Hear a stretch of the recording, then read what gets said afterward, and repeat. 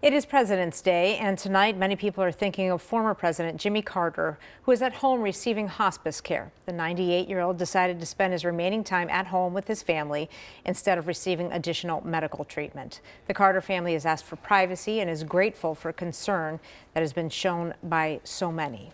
And even into his 90s, former President Jimmy Carter was on the ground volunteering for Habitat for Humanity. Kaya Edwards joins us now with a look at his impact on that organization for more than 35 years.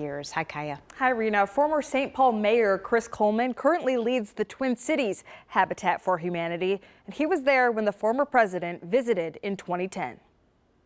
I'd like to introduce just a few years after his presidency, former President Jimmy Carter and former First Lady Rosalynn Carter formed a long-standing partnership with Habitat for Humanity. He had a pretty good second act. Twin Cities Habitat president and CEO and former St. Paul Mayor Chris Coleman met the former U.S. president in 2010 when he helped build homes in North Minneapolis and Eastside St. Paul. He was there to work. He wasn't there for photo ops or anything else. Through the Carter Work Project, the Carters personally worked alongside more than 100,000 volunteers in 14 countries to build, renovate, and repair almost 4,400 homes. Here he is. He's well into his 90s. And he is still out there sawing, hammering.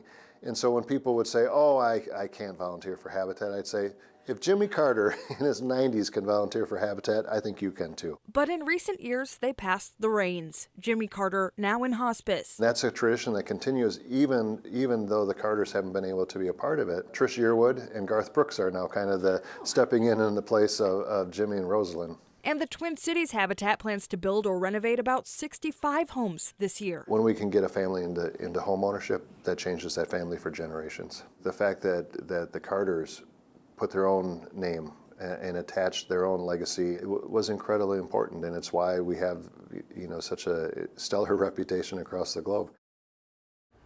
This year's Carter Work Project will take place in Charlotte, North Carolina this October without the Carters. Rather, Garth Brooks and Tricia Yearwood will work to build 20 single-family affordable homes. Julie? Really, really fabulous story. Thanks so much, Kai. Such a great man.